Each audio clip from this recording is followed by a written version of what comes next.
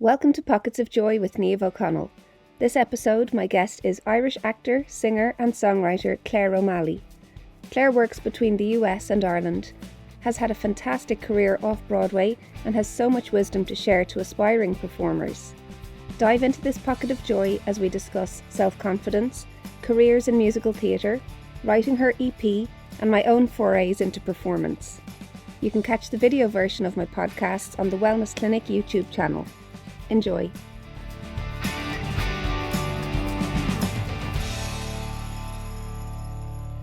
I am joined by the beautiful, the talented, the star of Broadway, singer Clare O'Malley. And I'm sure you're not just a singer, I'm sure you're a triple threat. I know you can dance. You have to be able to do a bit of everything in order to work all the time, as you know. Yeah. So how would you describe yourself then? Performer? I would have said in the past, I would put actor, singer, dancer. And now I'm starting to get into the world of music and songwriting. So now I'm going to put songwriter in there as well. So I have my EP coming out. So that is the most exciting thing I've done, I think, in a long time, post-pandemic. Excellent. Will you tell us about it? What has inspired your writing and what's your process like? Well, so much doom and gloom came from the pandemic, and it was just so horrific for everyone. But the one glimmer of light I found in it was my own writing and my own music, because I have spent an entire career bringing other people's stories to life and being like the vessel for everyone else's plays and musicals. And then when that stopped in the pandemic, I had to really take a good look at why I was doing all of it. And I realized I had to create something in order to still tell a story. And then the only story I had was my own. So then I started writing, and then I wrote a play, and then I had other people's music within the play. And then I realized, wouldn't it be cool if I also wrote the music? And so then I started writing the music, and co-writing a lot of things, like collaborating with other people, which is the most fun. I'm sure you find that with podcasts. There's meeting people, and it gives you such a buzz. Yeah. So that's how my own work came about. And now I've been kind of juggling being in New York and in Dublin, juggling the two sides of the Atlantic. And thanks to the pandemic, in a weird way, Zooms are open for collaborations, and travel is, people are doing a lot of work from home as opposed to going somewhere all the time. A lot of rehearsals can start online, so it's going good. That's great. Good. What is on your EP? And I'm just going to pick up my cross stitch because this helps me focus and listen to you rather than look at myself in the camera. I've got ADHD. So I'm doing this at the same time as listening, but I am still listening. It's a picture of cakes and sweets, and it's going to go on my kitchen wall. So carry on, but I'm looking down, I'm looking at this, I'm still listening, okay? So interesting, because in fact, just as I was talking there, I was like, I need to figure out just on this computer, because I'm on a different one, how to hide self-view. Do you know? Because it makes you really, Yeah, I hate it. It's such a necessary evil these days, but I'm not okay with watching myself on video. Yeah. There's a lot of actors I know that when they're waiting to go on stage or when they're backstage, they sew. Yeah. They knit. For auditions, loads of people will be knitting in the waiting room. Yeah, which I think is. Yeah, it's so therapeutic. I remember seeing Julia Roberts, a photo of her knitting on set, and I think that started a whole handcraft craze maybe 15 years ago or something. And that, I've been crocheting and sewing for years, but I've just picked it up again recently because I just need something to do with my hands. Otherwise, I'm sitting and eating if I'm watching a TV show or something, so it's a really nice thing to do. Doom scrolling, or not even doom scrolling, just scrolling on your phone aimlessly. Yeah. You know what I mean? Yeah. But it's lovely. So let's get back to your EP. What are the songs on it? What's the story that runs through that? So it's developing. It's interesting. Instead of trying to come up with a whole through line in the beginning, I just was thinking in each song, I would like it to be like an ode to a moment in my life or a person in my life that has been like very influential. And so I was like a little nugget of gold for each moment or each person. And so I have 5 songs so far. And I think I'm just going to leave it at 5. And then there's a potential Christmas album coming out after that. So I'm just starting to love creating music. And I think I'd love to get also beyond the part where I'm just writing things about my own experience, because that's what every writer starts with, right? But I'm already getting a little bit sick of myself. I'm like, okay, give me some other like what I'm looking at writing a musical with a friend of mine, and we're looking at like incredible women throughout the years, you know, like historical women that are never spoken about or talked about, and can we write about them instead of ourselves, just because, you know, you get sick of talking about yourself. Yeah, that is so cool. I'd love to see that. Keep going with that. I think that would be really big. Yeah, so that's kind of where the music writing has come from. But like I started in theater in Dublin. And I do think the theater scene is still growing, and especially it was very affected in the pandemic, and I think that it's starting to come back to life again. Mm-hmm. And I think now more than ever with AI coming in, I feel oddly at ease, because I do think on the one hand, yes, AI is going to take over all our jobs. But on the other hand, I think people are going to be starved for real human connection and live performances and being in a room together, experiencing something together. Because I think more and more people are getting isolated. So That that's is something I've been ruminating on a lot. That's so good to hear, because I've had a few guests on in season 1 who discussed AI, and a writer was very pro AI and said it's already here, we already use it, it generates our ideas and then we flesh them out with our own brains. And then another person was saying it's the end of humanity, basically. So it's really good to hear that, yeah, it may actually bump up the in-person performance side of things, because we can never replicate that. Yeah, I don't think that that is ever going away. I'm just trying to, there's a book called, it was made into a TV series called Station 11. Have you heard of it? Oh, Oh, it's so good. It's basically, it's kind of sci-fi, but it was written pre-pandemic about a bunch of traveling Shakespearean actors. When like the world ends, they continue like from town to town doing Shakespeare and bringing people together. It's okay. really nerdy. But I love it. And I was like, yeah, I think that I'm so conscious of the fact that after the pandemic, people are more and more isolated. And since, you know, the world of TikTok, and it's very lonely online on your own. And I think people more and more need human connection. Yeah, So I don't think actors and live performances are going anywhere. I think if anything, they're becoming more special. that's so lovely. I agree with you there. I know I was very lonely. I got really busy during the pandemic. I do corporate wellness talks, and it, Oh, cool. it just boomed. I had my busiest years, 2021, 22. I tripled my business like between one year to the other. It was massive, and all on Zoom. And it was a new technology I had to learn, like all of us. But Yeah. since then, I've just been plodding along on my own. It's still mostly online. I feel like everyone else has gone back to their office jobs. Even even the workplaces that were told you'll still be allowed work from home after the pandemic, they're all now being brought back in. They might get a day or two at home a week.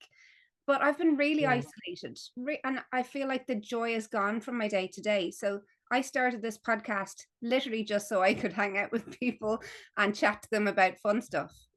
People who I Hmm. admired, people who I loved what they were doing, people I knew that I hadn't seen in a while, wanted to reconnect with, people I wanted to learn from, or like the Yeah. creator of Strawberry Shortcake, people I've always thought, whoa, I'd never get her on. And she came on and she was amazing.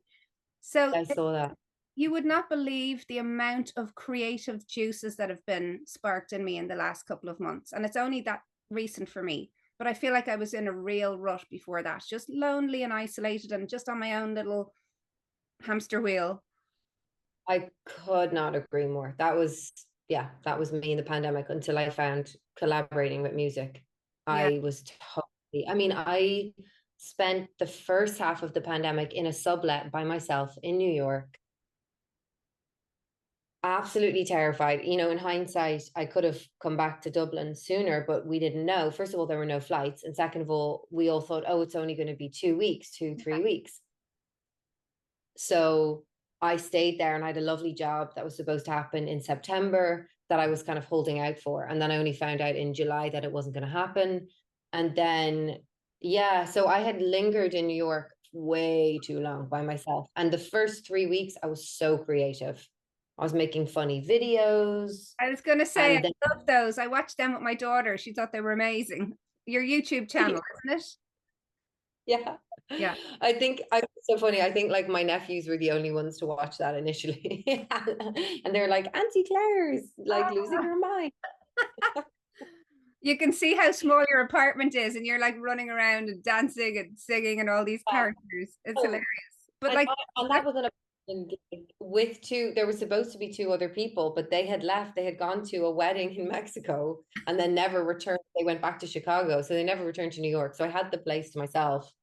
I can't imagine if they had come back. Oh my God, we would have lost our mind even more. But yeah, I was there by myself, extremely creative in the beginning. And then the steam just went all out of it after a while. You know, you can, there's only so long one is supposed to be alone and not with people. Uh, and I do think that the pandemic in New York, obviously everything over there is heightened. So here in Dublin, people, you know, had their gardens and had, it just wasn't as extreme. Whereas I lived just up the road from Columbia Hospital. So the sirens were constant, like every 13 seconds. It was just like, and I got tinnitus or tinnitus, people say it different ways, oh, from that time, I think, or from the stress. And it has kind of, it's dipped down a little bit now. It's not so bad, but it definitely, it was a really dark time. So yeah, I'm happy to be the other side of it, and I'm really happy to be settled here in Clontarf. yeah. Very nice. You think now Yeah. you would go back to New York and Broadway again, and maybe just tell us a bit about what were your high points over there? What did you love the most? I mean, I'm back in October. I have a lovely job, a new musical that we developed in Dublin that we're bringing in October. So I'm going back in October for that, which is really exciting. A lovely role. And then, in fact, Jer, who you talked to, Mm-hmm. played my husband on that. And I don't think he's gonna be able to come over. Um, but we did that together right after the pandemic. So that show is coming up in New York in October. And then I have this lovely job in Saratoga Springs in Florida, a Brian Friel Dancing at Lunasa. It's a Oh, beautiful play. You know it. yeah. Everyone, it's a very, yeah, very popular over here. But they're doing it in this gorgeous theater called A Solo Rep in Florida, and that's in 2025. So I still have like, and I still have my agent over there, but I prefer to base myself out of Dublin.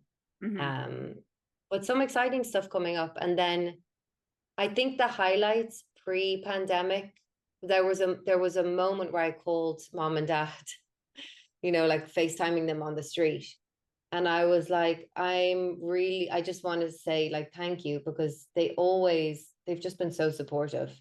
And it was a really normal day. Like I had rehearsal in the public theater downtown for a new musical based on the Pogues. Oh, wow. Uh, and then I was performing in the evening a play called Pump Girl at the Irish Rep in New York, where I'm a company member. And so I had rehearsal by day, performance by night, and I was so exhausted, but so satisfied and delighted with where I was in life and career. And I remember FaceTiming them being like, hey, I think I've made it. Like, I'm living the dream. I'm in New York, rehearsing, performing. This is all I've ever wanted. And that was it was December of 2019. Oh, I've just started Yeah. crying. I just think that's amazing because I know the absolute slog to get to that point where you are, not just in one job, but two, and you're feeling like this is it. I've made it. Like so And many it's funny. people try and fall off on their way up to that point because it's so hard. You have to be so tenacious. And nobody, like, it's not like you know, I'm not mega famous. I'm just a working actor. And this is something like my partner, he's not in the industry. He had never really heard of the term like a working actor. You know, it's either like you're famous or you don't do the job. But actually in New York especially, you can like live as a working actor. Nobody knows you. I mean, in the theater community you're known, but you could just be on the you're typically on the subway with a bunch of other actors that are just working constantly because there's so much work over there. Yeah. So it was just very satisfying. And I love working on new pieces. So rehearsing and originating a role is the most exciting thing because you've nobody before you that you've to emulate or imitate. It's just you and you don't have the pressure. Whereas a lot of very commercial musicals, it's like, oh, can you sound like so and so? Can you stand here and can you sing like this person? And oh, she did the joke like this. You have to do it like that. Or you have to fit the costume, which is so awful, you know, like it's just so if you originate roles, it's just completely empowering. That's so cool. You are like Jane Horrocks, though. I've watched your stuff on YouTube, and I meant to get to your live show, and I think my daughter was sick, and I was bringing her. And when I told her I was recording with you, she was like, "Oh, is that the one I was supposed to see her show?" And then I couldn't. So she's a big fan here. She was too shy to come on and say hi. I was trying to get her. Um, but you do. Is she Sorry. a total, she a lover of singing and dancing? Never stops. Like from the womb, she was a Frozen fan. And when she was 6 weeks old, I took her to the library up the road in a sling. And she was there on the boob at the back of the room. They were showing Frozen. And when the songs came on, she got off the boob and turned her head because she recognized the music. Like from day one, she has been the biggest musical fan, like me. It's amazing. So we just hang out and watch musicals and sing. And now she's doing all the TikTok dances with her friends. She's 9, so she's too cool for me now in many ways. You should have said, oh, we will have like a 10-minute portion where you interview Claire. I would love to hear her questions. I know, I Like, would love to. She's just too shy. But listen, you oh, have this ability to, like, I've watched your performances on YouTube because I was so excited I was going to go get to see you live. And you have this amazing ability to emulate different voices, and you're so spot on. Like, you're fab at that. So, but I know obviously you'd rather create your own characters, but that's also where the original music came from. But it's fun. Like, I do think you have to be versatile in this world in order to, like I said at the beginning, in order to bounce around a lot. Also, it gets really boring if you were to do the same thing over and over again. You know what I mean? It's to bounce around and to sit into characters and live in them for a little while and then move on. You know, there are certain characters where I'm like, oh, I could be this person for like 6 to 8 months. I'm happy here. yeah, And then there are other characters that are so dark and so heavy that you're like, oof, you don't even realize you're in that cloud until the gig is over. And you're like, oh, okay, that was heavy. I need to move on from that, you know? yeah. It starts to seep into you a little bit. You know what? I think if you're getting to originate a character, you can play with it every night. You can change things up and test things out on stage. Whereas Yeah. obviously you can't do that so much if you're already playing a character that's well established and everyone's expecting it to be a certain way. Exactly. It's like, so the tour of Wicked is coming to the Board Gosh right now. And like everyone knows exactly how Wicked's supposed to go and what it's supposed to sound like and what Glinda is supposed to sound like and look like and do and the jokes that she tells. So you can't deviate too much from Kristen Chenoweth. I You know. have to try and into yourself within Kristen Chenoweth's initial choices. And I would say that is the one thing about musical theater that I didn't really think about initially when I got into it because I did my undergraduate in musical theater in the States. And I didn't understand enough that I would feel in a straitjacket doing some of those things or even auditioning for them. There's so much pressure on you to sound a certain way. Whereas for TV, film, you have to strip yourself of all of that and just be completely yourself, or they see through it like immediately. Yeah. You know, you can't have falsities at all. Yeah. Um, I don't think you can but Idina Menzel and Kristen Chenoweth. I mean, they just I are know characters in Wicked, you know? So I Exactly. didn't even want to go see it because I know it would be so different. And I got to see it actually in 2005. I saw it on Broadway.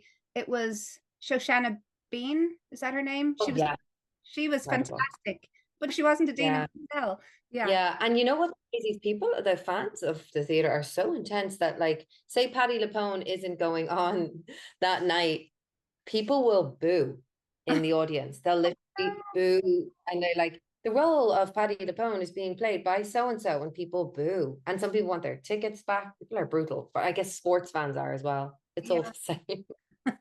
But you know what? Humanity. Isn't that what theater was always like? You know, throwing the rotten fruit. Isn't that where it all started?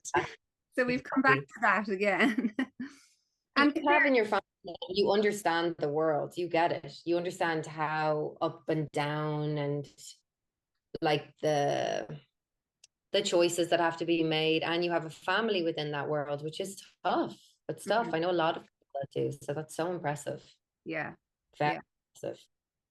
And come here, how has the music industry changed? Say for trying to make money from your EP that's coming up, if you don't mind Oh discussing. no, Um, no, that's a really good topic. because it feels like it's more egalitarian now that anybody can put out an EP or you can record your own songs and upload them to a streaming service, but there's no money in it anymore. So how does anyone make No, money as a singer nowadays?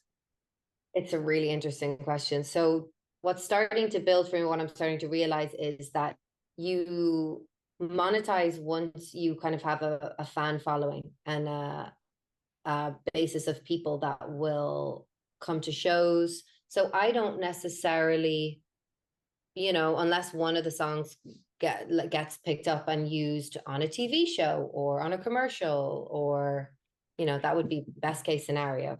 Yeah, One of the songs goes viral, but even if something does go viral, it doesn't last, and it doesn't, you also have to own your masters, which is very important, which I do, because a lot of people can write things and then they give all of the ownership over. Like that was that whole Taylor Swift and Ed Sheeran stuff. Um, but so you need what? sorry, for anyone listening who doesn't know, isn't this what Taylor did? She re-recorded stuff and says Taylor's version. So now you know she's going to get royalties when you play those. Isn't that right? Exactly. Because what happened was she wrote all the music herself, and then she basically sold, or she was bought, the Taylor Swift entity, and her music was bought by a label. The label owned all of her music. So she wasn't getting any rights. She wasn't getting any money from any of it. So she, what's called, remastered it to make it her own version and re-released it. And because she's so smart and because she had a fan following, they all moved and shifted it over to the remastered Taylor Swift version. I mean, as a businesswoman, I think she is extraordinary. I'm so blown away by everything and how she navigates the world, of which everyone wants to tear her down, and no, and a lot of people don't see her as a businesswoman, which she is. Oh, she's She's unreal. She's like the female Michael Jackson. She's that huge. She is unbelievable. Yeah, and writing all her own music and lyrics. She does a lot of co-writes as well, which of course is she's going to do that. But I definitely see my music making as, first of all, an avenue for me to create and have my own say as an artist and have something to say. And that is really satisfying. And I love doing it. So it starts there. Like, I don't think anyone says, oh, I know, I'm gonna make an album to make tons of money. Yeah, It just doesn't happen. yeah. In the same way that you don't get into theater to be a millionaire, Hmm. And I got scholarships to go to university in the States, so I wasn't like hemorrhaging finances in order to study in theater, which I also believe is really wrong when there are universities out there that charge a fortune to Hmm. graduate in a field where it's not very likely that you're going to, be making the millions, not Yeah. immediately anyway. But the EP for me started from a place of like artistic ownership, and I mean, just it was a calling that I really wanted to do. And now I'm realizing, more than monetizing, it's to build a following of people that would then say, oh, I love that song that Claire sings. I'd love to go see her in, Doolies or Sugar Club or the Olympia. I mean, you know, like that is where I am hoping this is all going to go. So that when it comes to a concert, people are like, "Oh, I'd love to see Claire live. I love that song that she sings. I want to hear that live." Yeah. And then other collaborators and other artists, writers say, "Oh, I love the type of art that Claire's making. I'd love to collaborate with her on something." And then we do something together. And then that potentially moves to Broadway. And then all of a sudden I'm in New York on Broadway in my own show Yeah. with full, talk about Taylor Swift, like with full ownership, production rights, music rights, and creative ownership over something. So having been a pawn my whole life, it's like taking the reins a little bit and being like, oh, hang on, I'm not a robot dancer, like performer that doesn't have a brain. Like I really have something to say as well. Yeah. So I, that makes sense. do you know what? I'm so excited to hear you say your dream out loud unashamedly, because I think so many of us, I think it's a female thing as well, we're afraid to state our ambitions and we hold them in, and they're like our little secret dream, and then no one ever knows. So how can it happen if nobody knows that's what we want? You know, how Oh, so I'm my new thing is dream big and tell the world what your dream is, so that you're kind of creating the path to walk along, because unless you say it out loud, you can't manifest it, you know? yeah, oh, it's true. It's So, really hard to do. And I completely hear you on, especially for women. Like it's just because, and I do feel culturally in Ireland, it's harder yeah. because that vibe of, oh, look, doesn't she think she's great now? Oh, doesn't she think she can sing? And it's like, yeah, I mean, it's my job. If I didn't think I could sing, like, you know what I mean? I wouldn't be working in the industry. Or, yeah, in Ireland, I've had to really battle with that. And having been educated in university in the States and absorbed some of the confidence that they really tried to instill in me. I mean, I was telling my friends a story the other day of my freshman year. I sang a song for like the big teacher, like the one who we all wanted to impress. She's an incredible instructor. And I sang something, I finished, and she goes, well, Miss O'Malley, like that was very good. And I went, oh, no, no, no, no, it's shite, it was shite, it was shite. And everyone kind of laughed and was like, oh, she's so, you know, oh, she's so cute and Irish. And then all of a sudden she just paused and she like glared at me and she goes, so you don't value my opinion? And Ooh. I was like, oh no, I mean, I do. I mean, thank you. I mean, and she's like, so why are you here?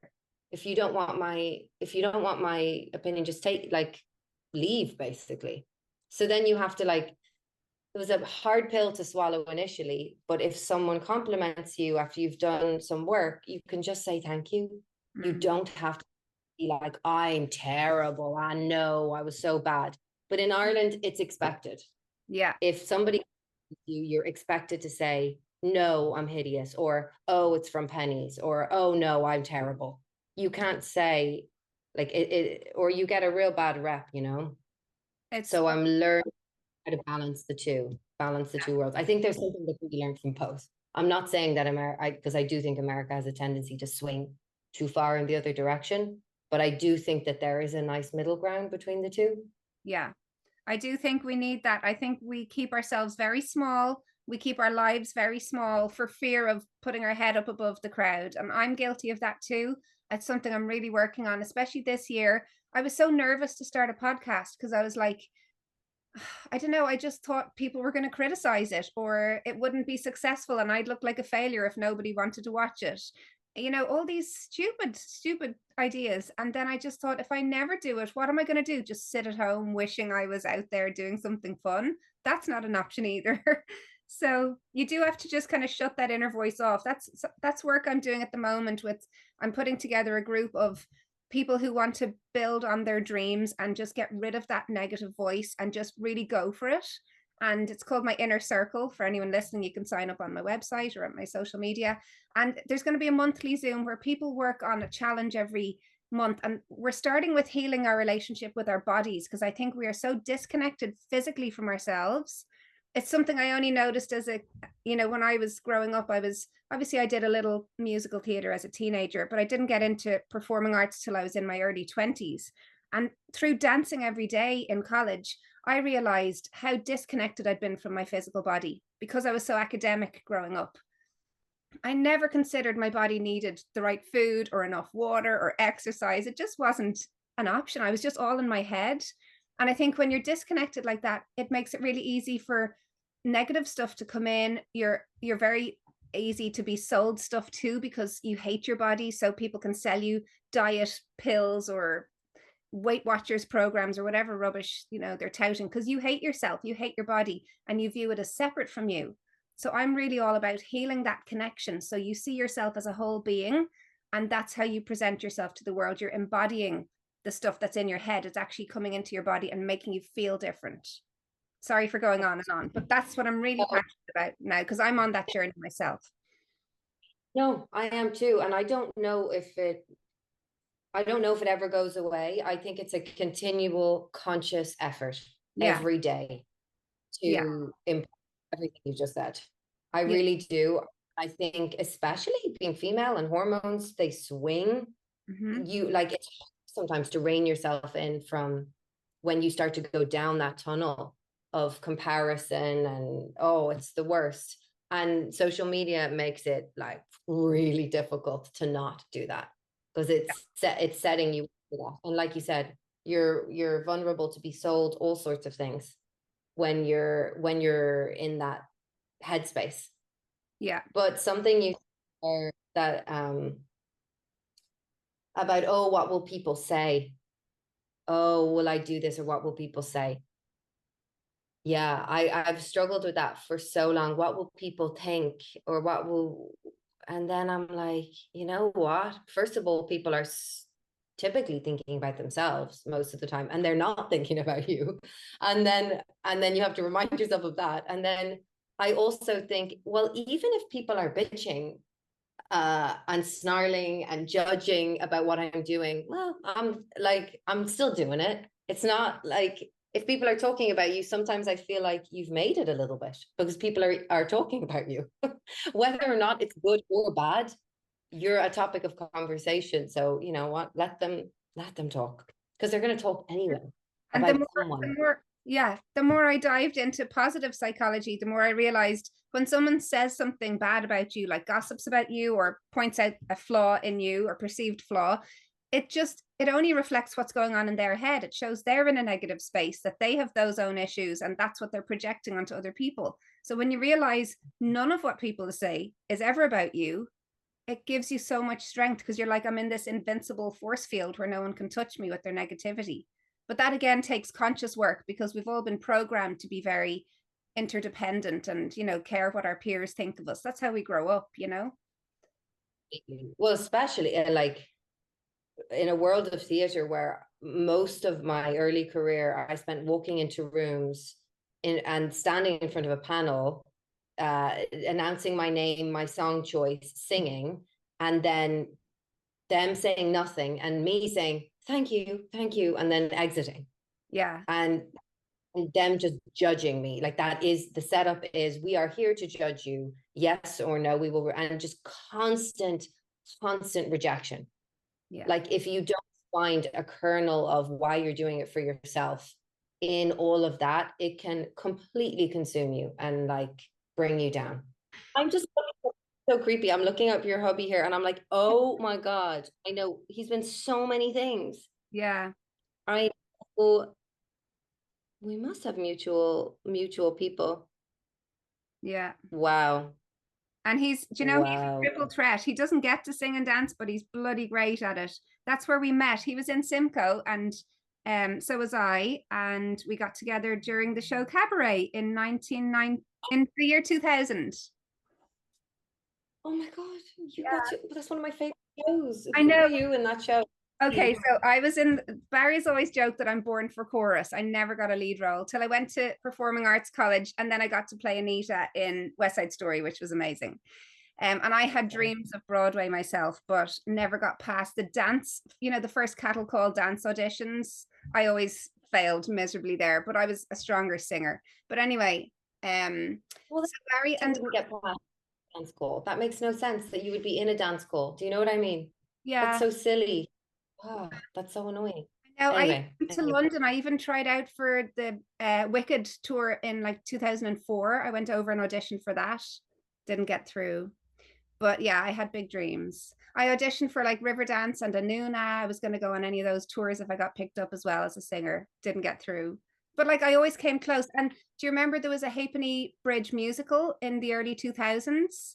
I was doing I was literally talking about that to my friend who's visiting. We crossed the Halfpenny Bridge yesterday, and I was like, "There's a musical Oh, about the so Halfpenny I Bridge." had like 5 auditions with Alistair McGuckian for that. I was down to like the last 3 for Molly, the main character, and I loved it. I loved the songs. It was beautiful. I was turning up in character for all my auditions. I was wearing like a corset and a white blouse and making myself look really like 1920s or whatever it was set in. Didn't get into that either. So I was like, okay, fine, I won't do it. So What? I didn't. Oh, look, it's But fine. you were doing cabaret. We met doing cabaret. So you know the song Two Ladies? So we were the two ladies.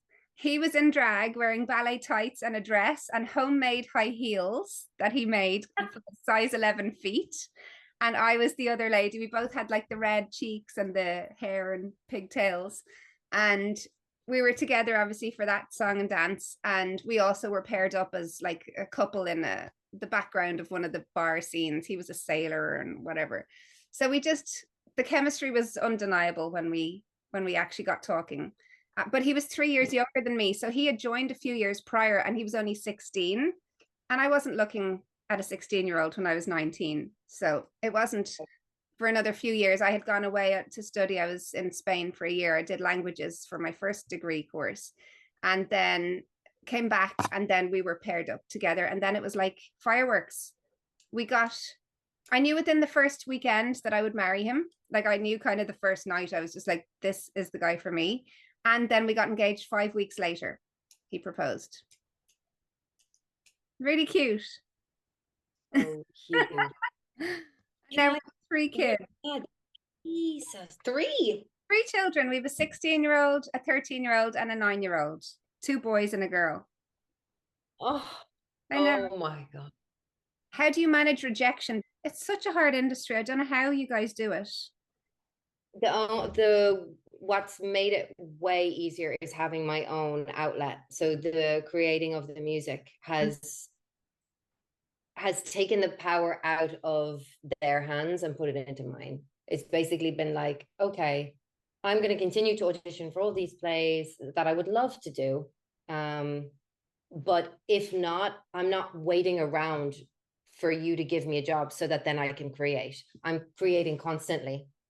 And actually, I found that I'm doing a much better job. Like my year is booked now well into 2025 because my attitude has changed. Like people can sniff desperation when if you don't have anything going and you're putting all your eggs in one basket.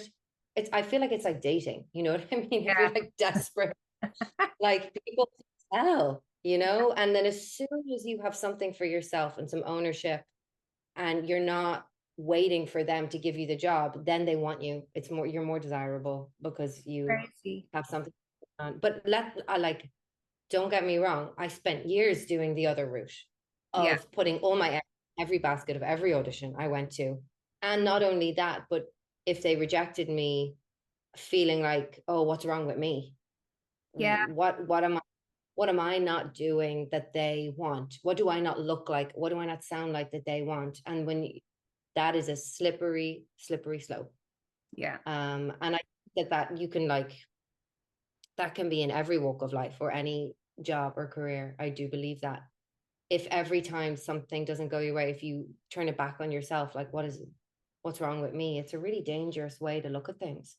It is. Um, yeah, you have to have some ownership of sometimes where you did go wrong, or like also where it has nothing to do with you, Exactly. actually. Like they make up their minds within seconds if you look right for a part or sound right. And no matter how talented you are, if you don't fit their picture of it, you're not going to get the job. Yeah, it's a really important thing. And especially as women, to learn, like, you can say no to things. You Yeah. don't always have to say yes. Yeah. Um, I think men have a tendency to feel a bit more like they have options, Yeah. whereas as women, it's like, oh, if you don't say yes to this, you'll never get anything again. And it's just not true. And part of If that you're could be a kind of numbers game because there are so many more women, I think, in the performing arts than men. So maybe, you low, know, women are more desperate to get the jobs because there's more yeah, competition. Do you yeah. have any advice to aspiring performers or singer-songwriters? What would you say to them beginning their careers, like say in terms of promoting themselves or keeping the faith when things seem difficult? I think having your own outlet, no matter what it is crucial, so that you're not relying on somebody else to give you a go, to give you an opportunity. Mhm. Like, yes, the industry is basically based on, you are dependent on other people to give you opportunities, but if you also have another lane going at the same time, that is yours and yours only, and can't be impacted by that, that is, I wish I had known that sooner. I really do. I think I would have gone into a lot of rooms more confident Yeah. had I, so I wish someone had told me that sooner. I do think this next generation are extremely enterprising. A lot of the younger actors and like that I'm meeting have their own, companies where they shoot their own things outside. Technology has helped with that. Kids have a phone. Like, Yeah. I didn't have an iPhone where they can just film their own stuff. So I think that that is a great tool that can be utilized, and I see them doing it. So that would be my advice, um, as far as the career. And then the other thing I would just say is, yeah, don't let anybody put you in a box, because Mhm. you keep changing, and you should keep changing. So just because somebody sees you as one way, great, but you can be all colors and all different things, and don't let anybody shove you into a box. That's what I would say. That is so true. I think we forget as adults that we do grow and evolve so much with Yeah. every few years that pass, but also every big experience we have, like the pandemic changed us all, or a bereavement, or a new baby. All those big things will cause a big shift, and we need to kind of relearn who am I now, and we need to keep open minded. We need to keep growing and finding resources and support for ourselves. Otherwise, if we Mhm. think like, why haven't I the same as I was 10 years ago? I don't recognize myself. That's a really scary place to be in. I think that's a lot of the midlife crisis for people. You know, they suddenly Yeah. wake up and go, oh God, I'm here. I'm this age. What have I been doing? Yeah, and you are like, yeah, exactly. As an adult, it's expected, right, in your 20s to keep evolving and like keep shifting. But then, like, you get older, and people just expect you, like, there's just so much judgment that goes around if you take a different turn, or if you try something, or if you pick something up new, or like you said, if you start a podcast, or I'm learning guitar. Like, why did I not learn guitar when I was 15? I don't know, but now I'm learning it. Like, Yeah. why not? You know Yeah. what I mean? Uh, so yeah, to continue to grow, I think, is really important. Yeah. And it's easier said than done. What about worrying what people will think? But I doesn't think the matter. more we practice being confident, the more it actually comes about, the more we program the good, positive affirmations and all that. I know that's really helped me. And come Yeah. here, we finish up. We have a few minutes left, but I have some nice questions I ask everybody before we finish. So the first one is, unless there's anything else you want to promote or tell us about your work or what to look out for. No, I think just look out for the EP and see if you like it. See if anything sticks with you. Any of the little nuggets of gold hit you. And if they do, great. And if they don't, great. Thanks for listening. I love that. I love that idea, you know, dedicating one song to each person. That's really special. I'm looking forward Yeah. to hearing it. Okay, so here are my last questions. Number one, what was there a book or movie that made a big impression on you growing up or recently? Something that's really stayed with you? Oh, so many. I'm such a ooh, for some reason the first book that comes into my head is Life of Pi.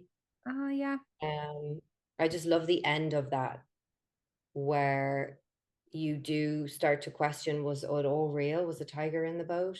I just loved that.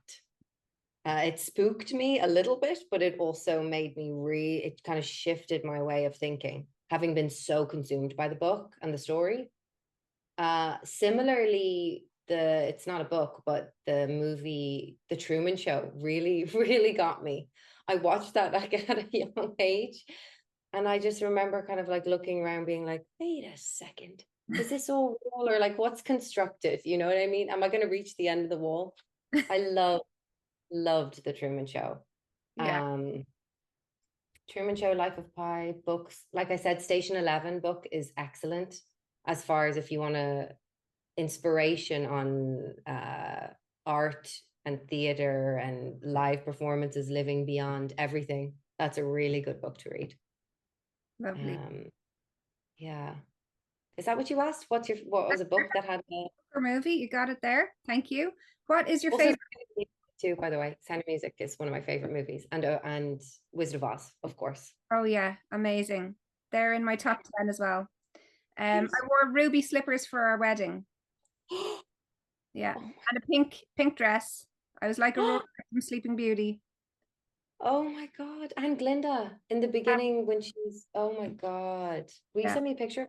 I I want to will. see. I was trying to find one to add to my podcast because I did a whole Disney episode. It came out last week, and Oh, I was trying to find a picture to insert, but I don't have them on my current laptop. So I'll go root one out and find it and send it to you. Actually, if you go you, back through my Facebook profile pictures, there's a wedding shot, but it doesn't show my shoes. But anyway, what is your favorite meal? oh, uh, For me, it's pizza. I could eat pizza all day, every day, and I'd never get sick of it. I, I'm so simple when it comes to food, like scrambled eggs on toast and tea. Boring, but very Or healthy. So like, well if done.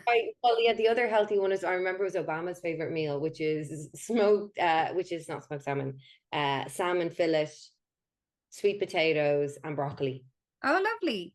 I was like, me too, Obama, you and me. I know that's really dorky and healthy, but That is- I love one. Well, you're not in my pizza eaters club then. I'm kicking you out for being too healthy. No, it just makes my stomach bloat so much. I mean, I love it, but like I can't fit into my trousers then. I'm like, ow, my stomach just goes. So I gave up on trousers a long time ago. I'm in big dresses now. I'm like, jump, Michael Midlife. jumps. And I love it. Okay, next question is, do you have, second last question, do you have a motto for life? And if so, what is it? It shifts, it changes. Like I will like grab onto one and be like, yeah, that's how I'm gonna live my life for. And then I'm like, no, I like this one better. I'm gonna live by that. It changes depending on where I am in my life. Yeah. Uh it used to be like onwards and upwards with kindness. Or do you remember there's a lovely Irish jewelry brand actually that was the Hail the Hearse, your life, your journey? No, It's engraved onto everything. And my mom always thought I was really cringy, but I loved it. I had a little necklace that said that. that's lovely. Um, Hail the Hearse. I loved it. Yeah. So no, I keep just bouncing around. Whatever is going to help me in the time capsule of where I am, I'll like jump on that bandwagon and be like, okay. Okay, cool. Yeah, that's fair enough. My one would be carpe diem because I've always Yeah. felt mortality ticking away just there as I'm going through my daily life, and I have this morbid kind of idea, especially became since I became a mom. This could be my last day. I better, tell my kids I love them, give them all the kisses and all this. So I've always kind of, but like, it's not a morbid bad thing. It's just more like, remember, nothing is guaranteed, and we don't have, this is not a rehearsal kind of thing. This is it. So kind of I would say I adapt that when I'm shopping, which is terrible. I'm like, I need this dress. I need it. So in those moments, that one works well for me, which is terrible. that's good too. Yeah.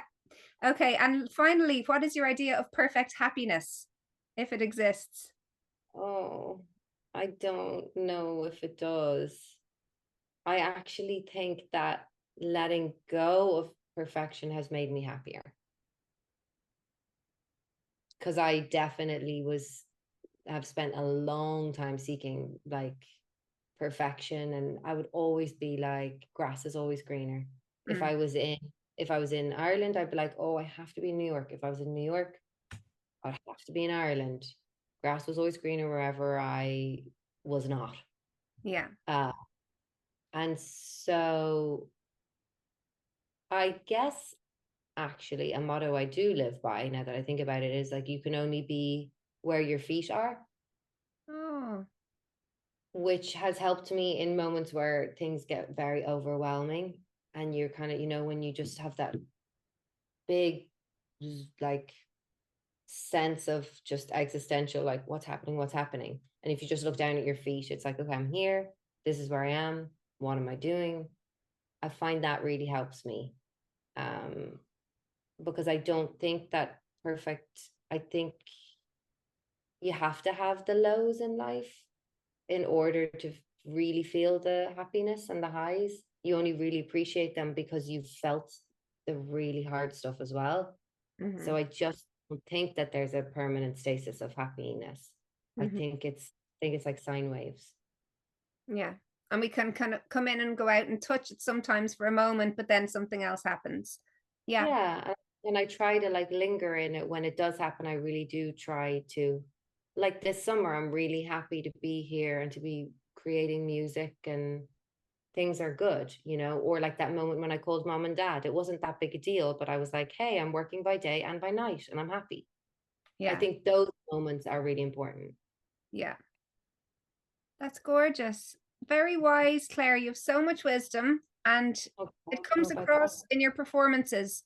Do you know what? I love when I see you perform, I feel very at ease as an audience member. And I've only watched you on video, I haven't seen you live, but you can tell some performers are stepping into a role and they're nervous, or yeah, it's usually the nerves I really pick up on. Even if they don't look it, they might sound it or whatever. But you really put people at ease. Like just now, this has been a very easy interview. I've really enjoyed it.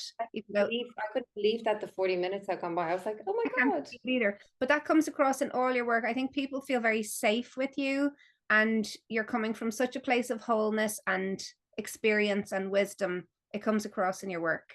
So That's so, thank you. It's really well, nice. It's been such a lovely time chatting with you and catching up. it's been gorgeous. I do really also want to see that picture of you in your beautiful pink dress I with will your find really it. Thank you so so much. Have a gorgeous day, and thank you for this. It's been take here. care. See you Bye. soon. Thanks for listening. You can check out Clare O'Malley's YouTube channel for her music, and she's on Facebook, linked in the show notes below. Are you in my Inner Circle Members Club yet? It's free to join. There's a monthly Zoom session to help manage stress, reconnect you with your joys, and improve your self-care. Check out my website, thewellnessclinic.ie, for more details. Thanks, and see you again soon.